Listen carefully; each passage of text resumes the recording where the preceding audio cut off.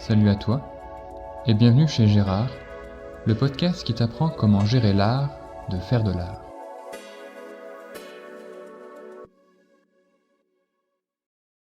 Dans l'épisode d'aujourd'hui, nous recevons l'artiste Arnaud Liard.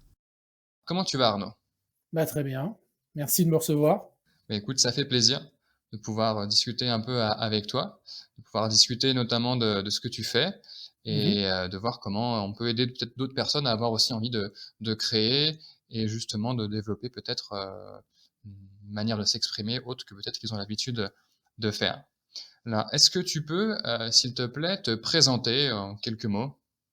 Tu viens de le dire, je m'appelle, Arnaud Liard, je vis en région parisienne, j'ai 46 ans et je suis artiste peintre. Je pense que ça résume bien ce que je suis. Super. Tu es artiste de peintre depuis combien de temps? Oh, je me suis mis à temps plein depuis 2008, très exactement, mais bon, je peins depuis que j'ai 15 ans, donc c'est quelque chose qui est en moi depuis très longtemps. Ouais, et justement en parlant, est-ce que tu peux nous raconter un peu ton parcours? Comment est-ce que tu as commencé peut-être à dessiner ou à peindre? Alors comme je te disais, moi je suis originaire donc de la région parisienne, de la banlieue, très petit, enfin très, très jeune, le graffiti était déjà arrivé.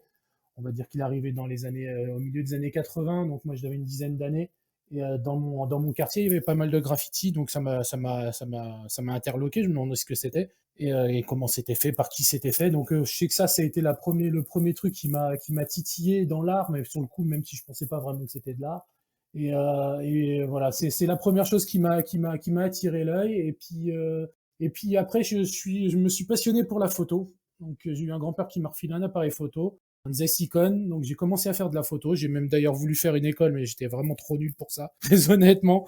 Donc je me suis fait recaler des frères Lumière. Et puis le graffiti est arrivé en même temps, je vais dire vers mes 15-16 ans, et vraiment à m'y mettre. Donc moi, c'est ça qui m'a attiré le plus. Puis donc j'en ai fait plein tant que je pouvais. Donc j'ai fait toutes les bêtises du monde. Et puis finalement, ce qui m'a vraiment marqué le plus, ce qui m'a vraiment donné le goût à continuer là-dedans, c'était plutôt les grandes fresques. Donc je me suis plutôt dédié sur des grandes fresques assez rapidement avec une équipe, avec des gens qui s'appellent toujours Off et Lec, peut-être que vous connaissez. Puis à un moment, il a fallu trouver un vrai métier, donc un jour j'ai vu un gars qui peignait des enseignes, qui peignait des lettres sur un mur, et puis j'ai trouvé que c'était ma passion qui pouvait devenir un métier, donc j'ai fait une formation de peintre en lettres, donc ça n'existe plus quasiment maintenant. Il y a peut-être un ou deux qui font ça de nos jours à Paris. Et puis de fil en aiguille, il y avait pas mal de techniques qui sont arrivées, donc les premiers ordis avec Photoshop. Donc, je me suis aussi pas mal passionné pour ça, pour le graphisme. Très vite, j'ai rencontré d'autres personnes et puis j'ai monté au début des années 2000 avec Onde et Ops, le Turbo Design qui était devenu un studio de graphisme. On a fait ça pendant une dizaine d'années et puis en gros vers 2008, j'ai arrêté tout ça et puis je me suis mis à peindre vraiment à temps plein. On m'a proposé ma première expo, quoi. Voilà. Ouais, super, et du coup maintenant tu as la chance de pouvoir en vivre?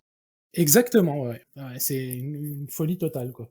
Qu'est-ce que tu retires justement de ces années passées en studio avec d'autres, à faire plus du graphisme du coup, avant d'avoir vraiment ta propre pratique, personnelle? Ce studio, ce qu'on appelait, oui, studio, enfin, c'est plutôt un regroupement de 3 personnes, donc on avait chacun nos personnalités et puis chacun nos passions d'art. Donc il y avait un designer, un graphiste, puis moi qui était plus un peu un touche-à-tout entre la peinture, la sculpture. Donc toutes ces choses-là, on faisait pas que du graphisme, vraiment. On a fait du mobilier, on a fait du design, on a fait pas mal de choses. Donc finalement, on n'était pas dédié à ça. Donc tout ce que je fais maintenant aussi vient aussi de là, de tout ce qu'on a pu faire. Et aussi beaucoup de la photo. Je me sers aussi beaucoup de ça aussi de nos jours, enfin maintenant. Donc en fait, c'est vrai c'est qu'une continuité de toutes mes expériences avant passées, quoi. Donc ce que je fais maintenant, c'est vraiment que ça, quoi. Donc on peut pas vraiment dire que ce qui s'est passé avec les turbos, c'était que ça qui m'a formé, quoi. Ça t'a permis de toucher à plein de choses et du coup de pouvoir Ouais, expérimenter beaucoup, j'imagine? exactement, ouais. Bah, ce que j'essaye de faire toujours maintenant, d'ailleurs. Ouais, je pense que c'est ce que essaye de faire, et c'est aussi ce que font tous les artistes, d'expérimenter. C'est ça aussi qui est intéressant. Bien sûr, bien sûr. Ce qui m'intéresse aussi pas mal, c'est que j'ai aussi toute une pratique de peinture figurative et de l'autre côté, plus ce qui viendrait du graffiti ou du design, tout un travail abstrait. Donc dans l'abstrait, j'expérimente pas mal et tout ce que je peux aussi en retenir, aussi en tirer de tout ça, de ce que je peux faire dans l'abstrait, aussi je l'apporte dans la peinture figurative. Donc en fait, tout ça, ça se croise. Et effectivement, toutes ces expériences sont super importantes, quoi. C'est super, ce que tu dis parce que c'est ce que j'ai remarqué, du coup quand je suis allé, fouiller aussi un peu, bah, ton Instagram ou bien ton site Ouais, internet ou ce que j'ai pu trouver aussi, sur toi et j'ai remarqué du coup, bah, que tu as, donc une pratique figurative et une pratique ouais. abstraite. Est-ce que, ces 2 pratiques pour toi, elles sont complémentaires? Est-ce que c'est des terrains de jeu différents? Est-ce que pour toi, en fait, c'est la même chose mais c'est un moyen de t'exprimer totalement différent? C'est un peu de tout ça aussi en même temps. C'est un peu facile à dire. C'est plusieurs processus. Ouais, effectivement, c'est 2 processus différents, mais j'essaye de traiter, le même sujet finalement. Moi, ce qui m'intéresse, c'est ce qui se passe dans la ville, ce qui est devenu notre habitat à nous tous quasiment maintenant. Enfin, une bonne partie de l'humanité est là et puis moi, c'est là où j'ai grandi. Donc j'essaye de traiter un petit peu, j'essaie de tous ces sujets-là, mais sous différents points de vue. Dans le figuratif, ce qui m'intéresse, c'est plutôt comment les gens interagissent avec la ville et ce qui se passe dans la ville, donc des tranches de vie. Donc là, effectivement, on est plus là, comment dire, la genèse de tout ça, c'est plutôt pour ma passion pour la photo ou la street photographie. Donc là, il y a ce travail-là qui émerge le plus. Et dans la peinture abstraite, c'est plutôt comment dire, et là, effectivement, je reviens sur le figuratif, c'est pas lié au graffiti en soi. Il y a des choses, il y a des touches, il y a des histoires qui peuvent revenir et qui peuvent être liées à cette pratique-là, que c'est quand même fortement ancré dans ce que je puis être.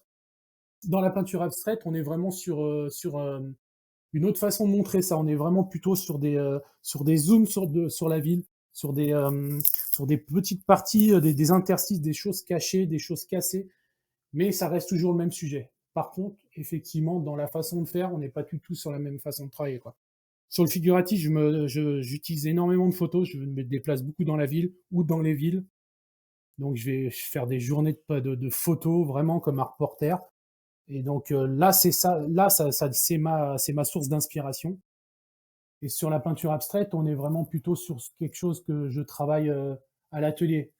On est vraiment plutôt sur du dessin, tout vient de petits carnets, tout vient de petits croquis. Donc là, plutôt, c'est quelque chose de plutôt, c'est plus intime dans la façon de travailler finalement, quoi. Donc il y a moins besoin de sortir, il y a moins besoin d'aller chercher de l'inspiration. On est vraiment sur deux façons de pratiquer qui sont totalement différentes, quoi. Ouais, super. Par rapport à justement à ta pratique, Mhm. figurative, donc tu parlais de point de départ, c'était les Ouais, photos. Quand on regarde ce que tu fais, on va dire, tu ne fais pas juste reproduire ce que tu fais en photo, tu as non, non, un travail, même, pictural, derrière, de bien sûr. composition de l'image, en agençant, en apportant des touches aussi abstraites, Du graphisme, oui, du exactement. graphisme, voilà. C'est un mélange de plein de choses. Et du coup, comment tu utilises du coup ton travail photographique pour, composer, une peinture figurative? Bah, moi, j'aime à dire dans ce travail-là que je travaille comme un DJ finalement. On est vraiment, ou sur, pas un DJ, mais plutôt un producteur de musique. Bon, je récupère plein d'éléments à droite à gauche que moi j'essaye de faire la plupart du temps. De toute façon, c'est ça. Donc, je vais prendre beaucoup de photos.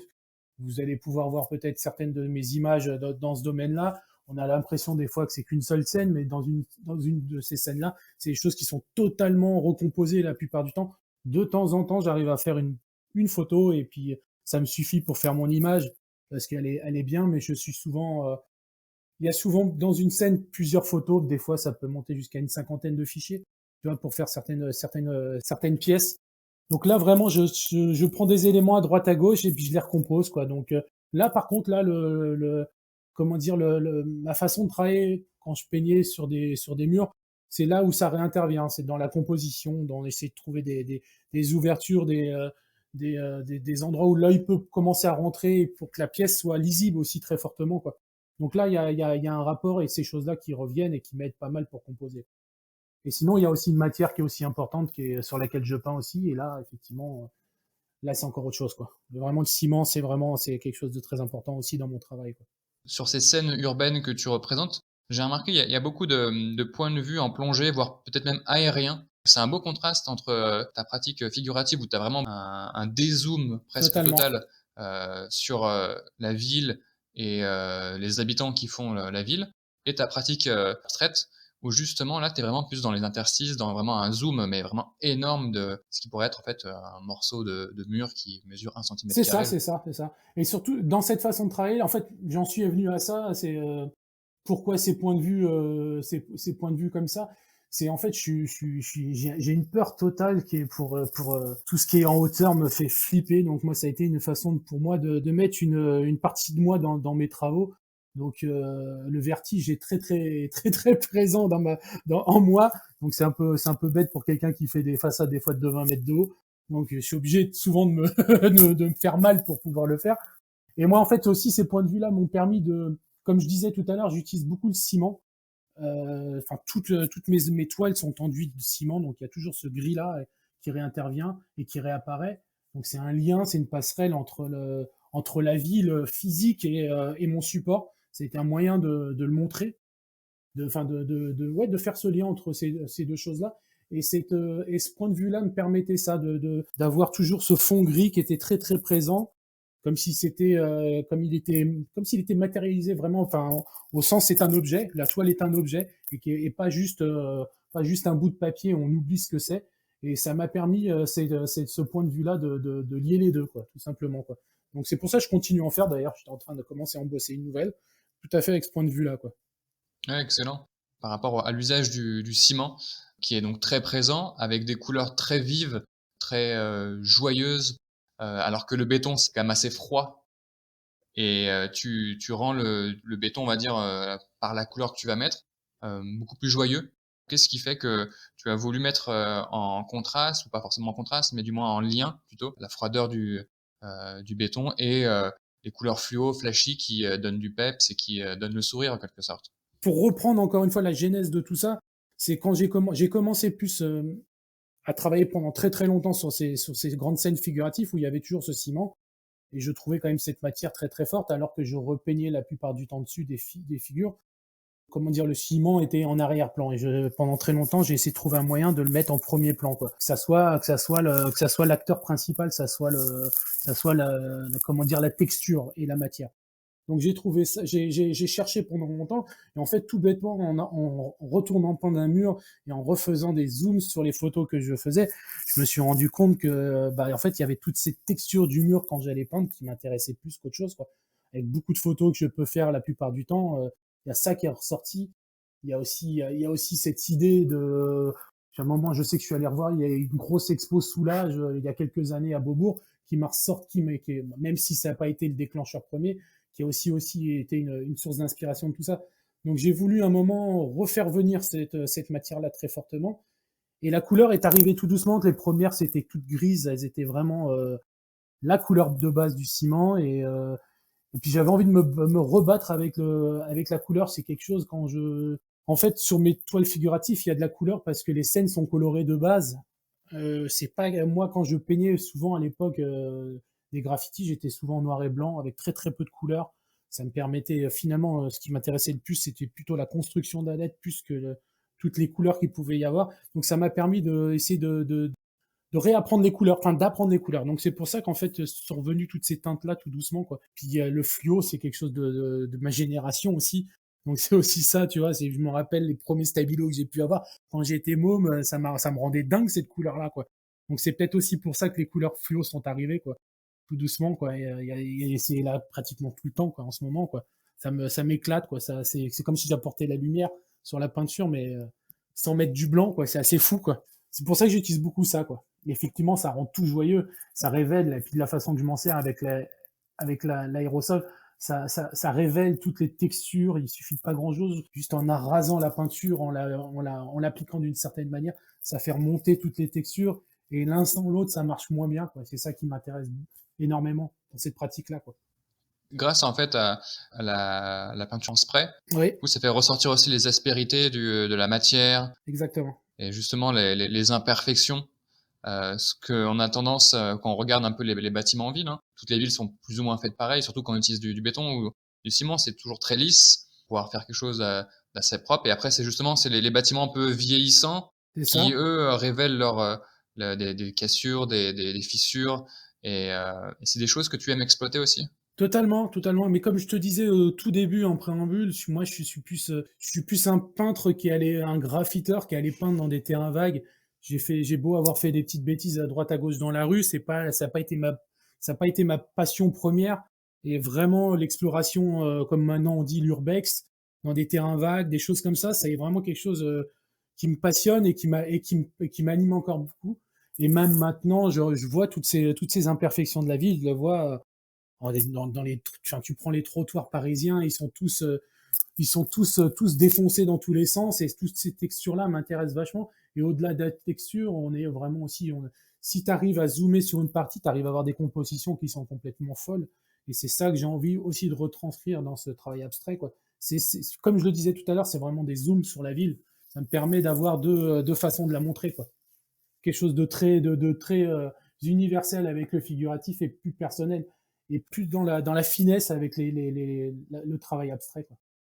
Ce que j'aime bien, c'est que tu essayes en fait de montrer des choses en fait qu'on a tous les jours sous les yeux, Exactement. mais qu'on ne prête plus attention parce que ça fait partie forcément de notre quotidien. Et justement, ces choses que tu montres, elles peuvent paraître du coup presque nouvelles, Mmh. alors qu'on l'a tous les jours sous les yeux. Tu parlais d'un trottoir, ben, on marche tous les jours dans la rue, on fait pas attention pour différentes raisons. On a un trajet à faire, on va acheter du pain, on va au travail, on fait pas attention à l'angle du trottoir. Et du coup, ton travail nous ramène à cette réalité-là, que en fait, on vit dans un endroit. Exactement. Ah, tu le dis mieux que moi-même. C'est exactement ça. J'essaye d'être attentive à tout notre environnement, enfin l'environnement qu'on a tous maintenant, tu vois. J'ai moins cet œil-là quand je suis à la campagne, tu vois. Je suis plus ébahi et puis j'ai plus envie de profiter de l'instant. Quand je suis dans l'instant de la ville, c'est vraiment ça qui m'intéresse. Et ma pratique me permet aussi d'avoir le temps de regarder, enfin c'est pas que ça me permet, c'est la pratique qui m'intéresse, c'est de prendre le temps de regarder et de ce qui se passe à droite à gauche. Je ne suis pas toujours à 100%, très honnêtement. Moi aussi, je fais des choses automatiquement, bien sûr, mais j'essaye de toujours avoir ce côté-là. Moi, il suffit d'avoir une belle lumière sur un beau trottoir. Des fois, ça m'émeut, tu vois. Ou tôt le matin, souvent, je suis quelqu'un de très matinal, c'est d'arriver tôt le matin et puis je prends le scooter, je suis sur mon scooter, je vois sur la route, il y a une belle lumière qui passe et moi, je suis super contente de voir ça, quoi. Et j'essaye justement de le transcrire soit en figuratif ou soit en abstrait, quoi. Essayer de montrer un petit peu tout ce qui se passe. On a souvent tendance à être un peu englobé par la ville et on trouve ça oppressant, mais en fait, c'est pas la ville, c'est comment nous, on la vit, quoi. En ayant cet œil-là, j'essaye de montrer un petit peu tout ce qui peut être beau dans la vie, quoi. Enfin, à mon avis, bien sûr, hein. Ouais, t'inquiète. Et c'est ça aussi, c'est nous rappeler aussi que une ville aussi, est composée de personnes et que c'est les personnes qui font la ville. Exactement, exactement. Et puis surtout, moi, j'ai envie de montrer aussi la ville qui m'intéresse, enfin, dans la ville dans laquelle j'ai vécu. Enfin, je l'ai déjà quelques fois dit, mais tu vois, tout ce qui est monument parisien, tout ça ne m'intéresse plus. C'est pas ça que j'ai envie de montrer. J'ai vraiment envie de montrer la vie de tous les jours de tout le monde. Et la plupart, on n'habite pas tous dans des beaux quartiers avec le Sacré-Cœur ou comment dire ou des endroits comme ça. Enfin, là, je te parle d'endroits parisiens et je suis désolé pour les provinciaux. J'ai pas tous les monuments, tu vois, mais ouais, c'est ça qui m'intéresse et c'est ça que je vois, quoi. Donc c'est ça que j'ai envie de retranscrire.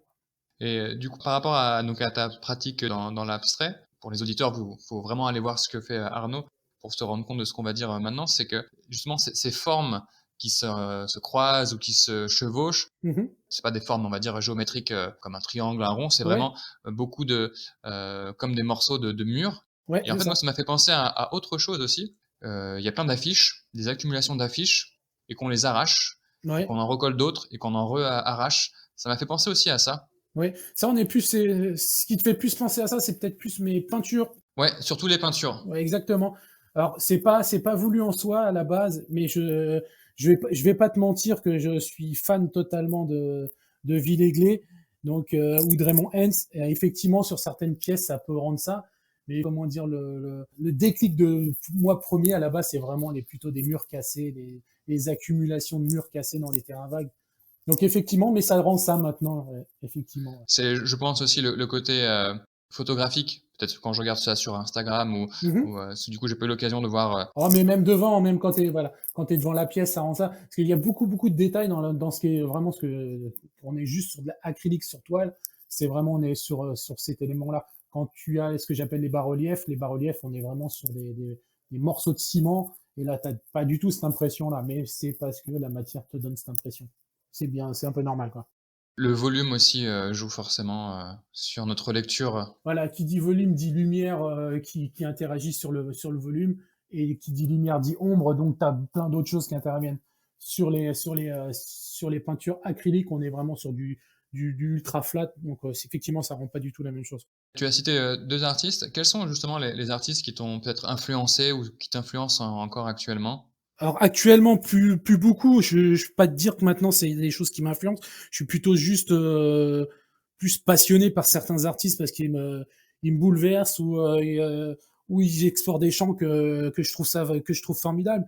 Mais moi, les premiers artistes, je veux dire, ça a été plutôt tout de suite, ça a été le graffiti. Moi, je me suis ouvert à l'art contemporain ou à l'art moderne un peu plus tard. Très honnêtement, comme je te disais avant, je suis un môme de banlieue.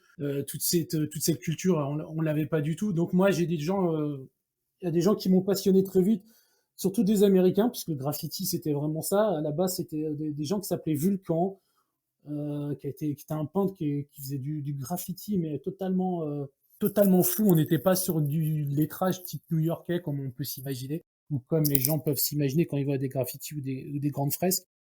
Donc ils partaient totalement dans l'abstrait, ou des gens comme Festu à New York qui étaient vraiment des maîtres dans ce domaine-là, qui est peut-être tu connais aussi Futura, des choses comme ça. Donc c'était un peu toute cette veine-là de l'art abstrait du graffiti qui m'a très vite intéressé parce que je comprenais pas en fait. Tu vois, il y avait un truc, j'arrivais pas à comprendre comment il composait. Donc ça m'a pas mal marqué. Après en Europe, parce qu'il y avait toute une grosse scène qui a été très forte aussi, très très fort, très très vite en Europe. On a des gens comme Delta qui était complètement fou, quoi, qui était un Hollandais qui peint toujours, bien sûr, qui est juste génial. Il y avait qui aussi? Il y avait tous les graffeurs de Norvège, les Nugs, les choses comme ça. Donc eux m'ont beaucoup beaucoup inspiré au début. Enfin, ils m'ont marqué, inspiré, on peut pas vraiment dire ça, mais ils m'ont beaucoup beaucoup marqué, quoi. Puis après en peinture, la peinture est arrivée un peu plus tard, la peinture moderne, l'art moderne est arrivé plus tard quand j'ai commencé à avoir des cours d'histoire, tellement terre à terre, mais on va dire quand on m'a expliqué le cubisme, là je suis tombé des nues. Tu vois, des choses comme ça. Et puis maintenant, je suis toujours et totalement fan de David Hockney. Ça, j'y peux rien. C'est beau, c'est coloré, c'est tellement fort, c'est tellement. On sent qu'il a compris tous les mouvements d'art, de l'art moderne, et qu'il a voulu y répondre à chaque fois et avec sa touche. Et moi, ça, je suis totalement fan. Je l'ai dit un petit peu avant aussi, Soulage. Soulage aussi, ça a été une très très grande révélation. Et puis aussi, il y a eu aussi beaucoup le graphisme. Des gens comme Peter Saville, Neville Brody. Mais là, on est plus technique, on est vraiment plutôt sur de la typo, tous les premiers grands graphistes qu'on a pu connaître. Peter Saville, pour ceux qui ne connaîtraient pas, c'est la personne qui a fait la pochette de disque, entre autres, bien sûr, de Joy Division, la fameuse avec la vague. Donc voilà, donc aussi beaucoup de graphistes. Donc vu que je regardais pas mal à droite à gauche, il y a eu beaucoup, beaucoup, beaucoup d'inspiration. Par rapport à ta manière de créer, ton processus créatif, est-ce que tu laisses une grande place à l'imprévu? Ou est-ce que, tu aimes plus structurer, ou est-ce que tu as un besoin de structurer, Alors de par la façon que je travaille, effectivement, c'est structuré, mais je suis absolument pas contre. Enfin, l'erreur, quand je vois une erreur, me dérange plus du tout. Enfin, l'erreur, j'attends que ça. Justement, ce que j'aime avec l'erreur, c'est le hasard et c'est la touche de ce que tu ne peux pas être, enfin de ce que tu n'es pas. Et ça m'intéresse beaucoup. Ça m'intéresse beaucoup l'erreur. Ouais, l'erreur, c'est vraiment super intéressant. Il y a le hasard qui rentre en jeu, et ça, je trouve ça très très intéressant. Mais je t'avoue que maintenant, j'arrive à avoir une technicité qui fait que ça arrive de moins en moins. Et donc, bah, c'est aussi pour ça que je cherche aussi j'ai plein de recherches différentes, et c'est pour aussi être surpris. Donc aussi, en fait, finalement, l'erreur qui puisse apparaître, enfin, l'erreur, c'est plutôt de ne pas savoir faire. Donc, c'est un petit peu la même chose, quoi. Dac. On voit bien que du coup, ça fait un peu un mélange des 2, un certain équilibre que tu as aussi trouvé? Ouais, exactement, exactement. Ce que je veux te dire en disant ça, c'est que à une époque, j'aurais pu commencer des pièces et si ça allait pas exactement dans le sens que je voulais, ça me rendait dingue et à la limite, je la mettais de côté, on n'en reparlait plus. Maintenant, si je vois une boulette arriver, c'est pas si grave et je sais rebondir avec. Enfin, j'essaye de rebondir avec et je continue là-dessus. Si bien sûr c'est exploitable, hein, bien sûr, des fois c'est des erreurs techniques qui sont tellement grosses que de la façon que j'ai envie que la pièce finisse, c'est pas gérable non plus. Mais ça ne me dérange plus. Je veux dire, c'est pas grave l'erreur, c'est que du temps perdu potentiellement ou du temps gagné finalement. Donc c'est plutôt intéressant cette touche en plus quand elle arrive quoi. Mais maintenant c'est vrai que la technique est, je maîtrise un peu tout donc c'est pas tous les jours quoi. Il faut explorer d'autres choses pour pouvoir, repartir dans des imprévus, des choses qui, nous surprennent aussi. C'est ça, c'est ça, c'est ça. Exactement. Tout à l'heure, tu parlais justement de petits formats et de grandes fresques. Comment est-ce que tu abordes des projets, très grands comme peindre un mur, par exemple, d'immeuble Ouais. ou peut-être faire un tout petit format? Est-ce que pour toi, tu abordes les choses de la même manière ou est-ce que tu as une manière de Mmh. travailler qui est différente? Les grandes fresques figuratives, parce que effectivement c'est ça que j'ai fait le plus en grande fresque. Je les travaille tout à fait d'une autre manière parce que c'est souvent dans des lieux, dans des cités, dans des où des gens finalement se retrouvent avec la fresque devant les yeux tous les jours. Donc et puis comment on m'a proposé de les faire, c'est souvent avec une il faut aller voir les gens avant. On voit, on essaye de comprendre l'urbanisme. Donc il y a plein de facteurs qui sont là et qui me permettent de produire une pièce. Donc il y a la construction par rapport à une toile, c'est pas tout à fait la même chose. Une toile, il suffit, comme je te disais tout à l'heure, qu'il y ait un beau geste, une belle forme, une belle personne qui passe au bon moment avec la belle lumière. Bah ça, moi, juste, ça peut me suffire. Et je ne, comment dire, j'intègre peut-être un peu moins de sens dans la peinture. Ouais, je dis sens, c'est-à-dire dans la construction de l'histoire que je raconte, qui est peut-être souvent beaucoup plus légère, mais au sens, c'est juste une tranche de vie. Quand je fais un grand mur, il y a plein d'autres choses. J'essaye de construire la toile en racontant une histoire. Bon, là, on est plus sur oui, sur le roman finalement, d'une façon de la construire. Donc là, c'est un peu la différence qu'il peut y avoir dans la façon de construire. Quand j'attaque un mur abstrait, là, on part totalement en freestyle. La plupart du temps, j'ai absolument aucune. On me dit, tiens, fais un mur, on aime bien ce que tu fais, fais-moi un grand mur. Et là, par contre, là, je pars en freestyle totalement. Je construis avant, bien sûr, je fais des esquisses avant, mais l'histoire n'est pas la même finalement. Là, c'est vraiment la lumière, la couleur et le mouvement qui interagissent, quoi. Qui agissent. D'accord. Et du coup, sur les plus petits formats, bah, tu abordes ça comment? Par exemple, j'ai vu que tu fais notamment des tout petits formats, presque comme des cartes postales. Mhm. Ah, tu parles en abstrait, quoi. En abstrait, oui. Là, du coup, je suis reparti sur l'abstrait. J'ai jonglé un peu, désolé. Je t'en prie, je t'en prie. Je t'ai pas perdu? Non, non, non, c'est bon. Non, non, Ça va. je voulais être certain. Alors, sur les toiles abstraites, en fait, je pars sur tout à fait une autre façon de travailler. Là, on part de dessin. Donc, j'ai des quantités de carnets où je fais juste des crobards, mais juste des contours, des formes, juste au trait. Tu vois, on est vraiment juste au trait. Donc, c'est des compositions qui m'intéressent. Alors, il y en a plein que je me servirai peut-être jamais. Donc là, on est vraiment sur ça. Et quand tu vois ces petits dessins que j'ai faits, là, bah là, en fait, c'est ma façon de comprendre comment je vais faire après la grande toile. Ces petits dessins-là, et c'est vraiment des maquettes finalement. Enfin, ces petites acryliques, c'est vraiment une façon de voir où poser les couleurs. Et puis à partir de là, soit oui ou non, je refais des grandes toiles, quoi. Donc c'est vraiment une autre façon de travailler par rapport aux toiles figuratives ou aux murs figuratifs. Mmh. Du coup, l'usage de ton carnet, j'imagine que c'est quelque chose de quotidien que tu pratiques tous les jours? Pas en ce moment, ça dépend. Non, non, il y a pas de certitude là-dessus. Il y a des jours il y a des moments où j'ai pas du tout envie de peindre ou envie de dessiner parce que j'ai d'autres choses en tête, parce que la vie fait que. Non, je suis pas un mordu à ce point-là de vouloir dessiner tous les matins parce qu'il y a des choses, si je fais ça tous les matins, ça va m'énerver parce qu'il y a des choses qui vont pas, j'aurai l'impression qu'il y a des choses trop redondantes qui arriveront. Donc j'essaie de me laisser des moments où où je dessine pas en soi. Parce que, enfin, je sais pas que je me les laisse, c'est comme ça. Il y a des moments où j'ai pas envie de dessiner et du coup je dessine pas du tout. Par contre, je fais d'autres choses. Je pense, je réfléchis d'une autre façon de faire ou je travaille des compositions plutôt sur l'ordi ou il y a plein d'autres choses. J'ai tellement de façons de travailler maintenant, j'ai tellement de séries différentes qu'en fait c'est jamais la même chose, quoi. Et il y a des moments où je passe des semaines, des mois à faire que du dessin, quoi. Parce que voilà. Bah, et c'est vrai qu'en plus on a eu une période il y a encore pas si longtemps qui a fait que je suis resté devant un bureau toute la journée à la maison donc là, effectivement, j'ai beaucoup dessiné, quoi. Ouais, les séries, confinement, Exactement. c'est un mot qu'on s'est beaucoup dit cette année. Ouais, ouais, ouais, enfin, l'année dernière, ça a été beaucoup là et on a l'impression que ça va revenir, que c'est toujours c'est toujours, au-dessus de nous, mais finalement, ça a été un peu même on n'a peut-être pas spécialement envie de parler de ça, en fait, en même temps. Le confinement, voilà.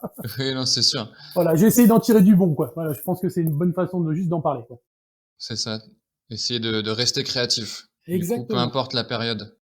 Exact, exact. Bah, de toute façon, il y a que ça qui me tient, qui m'intéresse, ouais, si je fais pas ça, j'ai l'impression d'avoir perdu mon temps dans une journée, donc je peux pas faire autrement de faire quelque chose de mes mains et donc il y a pas le choix, quoi.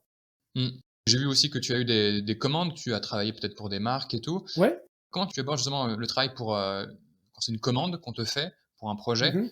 à la différence de ton travail personnel? Est-ce qu'il y a vraiment aussi une différence? Il y a une totale différence parce que quand je travaille avec les marques, c'est rarement des marques en direct qui m'appellent. Tu vois, on travaille beaucoup avec des agences, enfin, je travaille beaucoup avec des agences ou des directeurs artistiques. Donc, souvent, ils viennent à toi avec déjà des idées. Quand c'est des très très bons DA, comme Jérémy Nassir avec qui je bosse souvent pour Adidas, bah là ça roule, c'est comme dans du beurre, tu vois, il arrive déjà presque avec une idée et toi t'as juste à rebondir là-dessus. Donc on a une autre façon de travailler sur les marques vraiment. Moi je trouve ça intéressant sur certaines quand c'est la bonne marque et quand et qu'il te bride pas trop. C'est super intéressant parce que ça te permet encore de parler à d'autres gens qui auraient jamais vu ton travail. C'est aussi pour ça que je trouve ça cool aussi de pouvoir travailler avec des marques, quoi. Il y a vraiment un truc super intéressant, quoi. Mais c'est vrai qu'on ne travaille pas du tout de la même façon, quoi. Pas du tout, du tout. C'est aussi un moyen d'explorer des choses que peut-être tout seul tu aurais jamais, explorées? Bah là, tu mets le doigt dessus J'enfonce une totalement. porte ouverte. Totalement, c'est très très bien. C'est même oublié de le dire, mais ouais, non, c'est génial. Ouais, bah tu vois, je reviens toujours avec ce monsieur Jérémy Nassir avec qui je bosse souvent, qui est du studio Trajectoire. Lui, il est toujours en train de me challenger sur des nouvelles. Tu vois, moi, je fais du bas-relief, tu vois, le bas-relief, donc c'est du volume, mais ça reste quelque chose de très très plat. Il est toujours souvent enfin, à chaque fois que j'ai bossé avec lui, il me challenge sur des sculptures.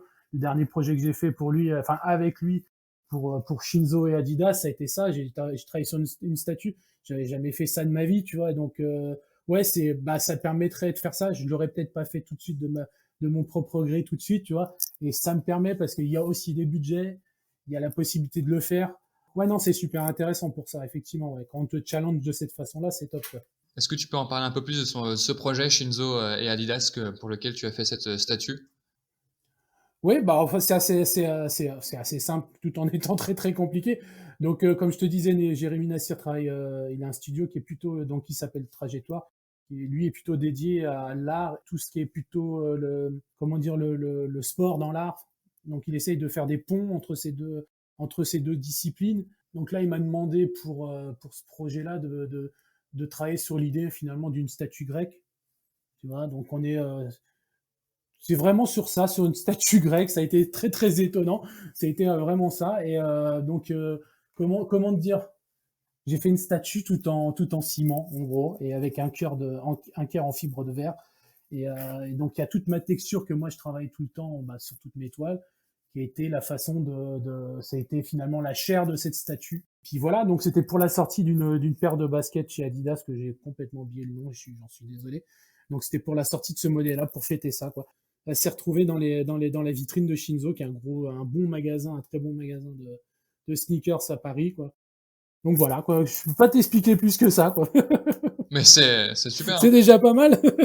Au niveau des choix des couleurs, pareil, est-ce que c'est un travail, collectif? Est-ce qu'on t'a par exemple, parce que c'est une statue qui est, dans les tons bleutés? Elle est bleue Adidas. On est vraiment sur la base Adidas, le bleu.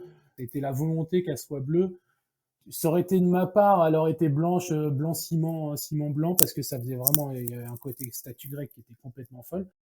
Et donc, ouais, non, en fait, ça a été le brief de départ d'avoir cette statue qui soit totalement bleue. Donc, il y a eu aussi, comme je te disais tout à l'heure, il y a eu des petits effets pour faire relever toutes les imperfections, donc avec des effets d'aérosol pour refaire remonter un petit peu la texture.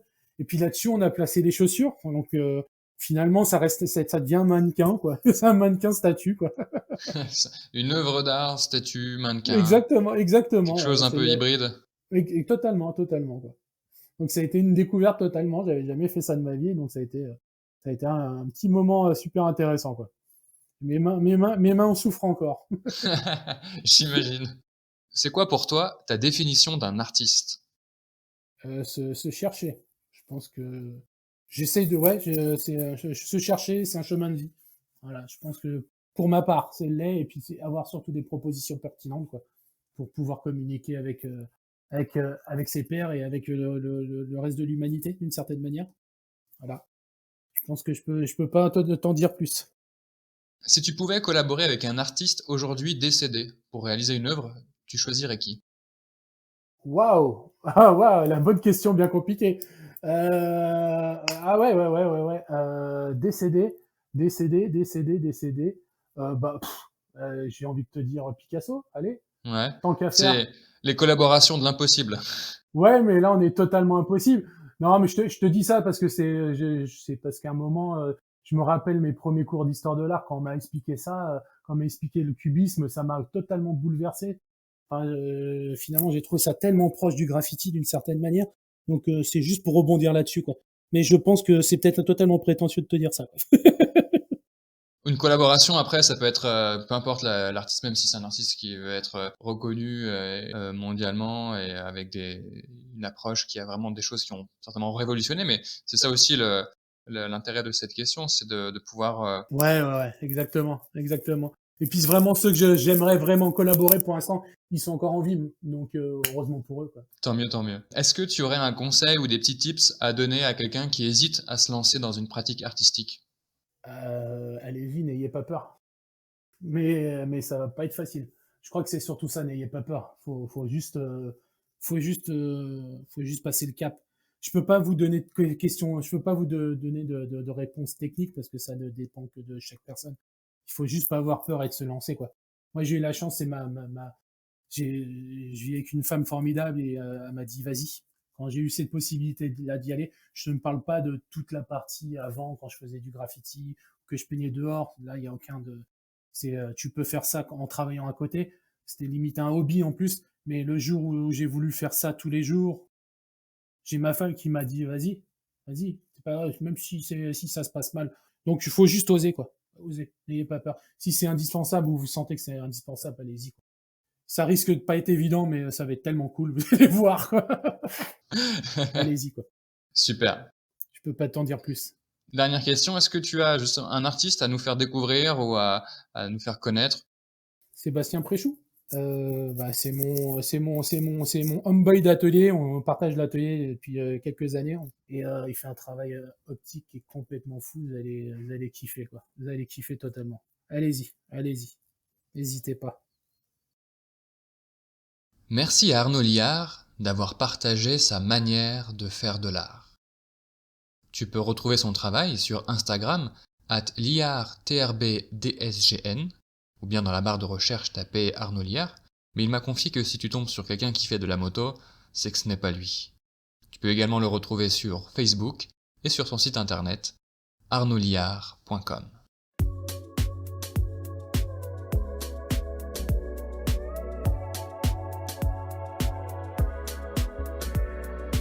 Merci à toi d'avoir écouté l'épisode d'aujourd'hui.